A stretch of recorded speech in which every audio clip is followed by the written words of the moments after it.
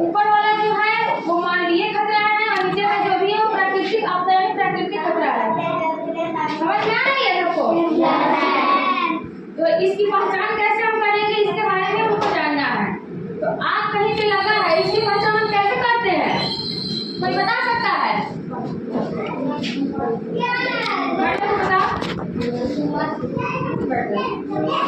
आग लगती है तो वहाँ से बहुत तेजी में धुआं निकलती है ना?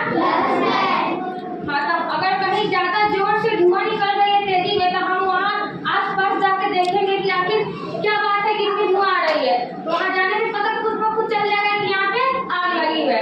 आग लगी के खतरे का पहचान इस प्रकार हो गया। कहीं प्रत्यक्ष रूप से भी दिखाई देता है, जब आग लगती है तो आग की जो ज्वाला होती है ऊपर दिखाई देती है ना? सेकेंड में क्या है, बाढ़ एवं अतिवृष्टि। बाढ़ की पहचान कैसे करेंगे? बाढ़ की पहचान करेंगे हमारे आसपास जो भी नाली जो भी नालियाँ होती है, जो भी पोखरे होते हैं, तालाब होते हैं, नदियाँ होती है, उस सब की पानी क्या होता है, बढ़ जाता है, अत्यधिक हो जाता है। मतलब नदियाँ भर के अपने क्षेत्र से ज्यादा जगहों को घेर लेती है। पोखरे भी उपट कर बाहर पानी आ जाते हैं। हमारे आस पड़ोस में, रोडों पे, सड़कों में, घर के पीछे चारों तरफ पानी हो जाती है ना? इससे क्या पता चलता है कि बाढ़ आ गई, बाढ़ की घटना। हाँ, तो इससे हमें बाढ़ की पहचान हो जाती है। और ये बाढ़ अत्यधिक वर्षा की वजह से भी होती है कि नहीं? अगला क्या है, तूफान एवं चक्रवात। कैसे पता चलता है हमें कि तूफान आ गया?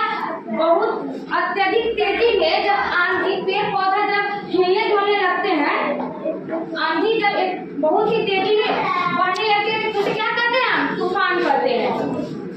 और आंधी के साथ जब ये नीचे हवाएं जो बहती है, वहाँ का जो भी धूल मिट्टी रहता है वो एक तरह से बाउंड्री बनाने लगती है। वहाँ इस तरह से चक्रवात का भी रूप ले लेता है, आंधी तो ले लेता है ना? हाँ, और है वज्रपात या ठंडा। जब बारिश होती है तो बिजली कड़कती है, बिजली कड़कती है, ऊपर से बहुत जोर से आवाज आता है, लगता है कि आसमान फट रहा है, लगता है ना? तो वो क्या, उसे क्या कहते हैं, उसे कहते हैं वज्रपात या ठंडा का ठनकना या बिजली का गिरना। तो जब बारिश होगी और जोर से ये ठनका ठनकेगा, बिजली गिरेगा, तो हमें क्या पता चलेगा कि ये वज्रपात हो रही है। पता चल जाएगा ना सबको? इस तरह से हमें ठनकने की खतरे की खोज हो जाएगी। लास्ट में क्या है, भूकंप एवं भूस्खलन। भूकंप की पहचान कैसे होती है, बताओ कोई?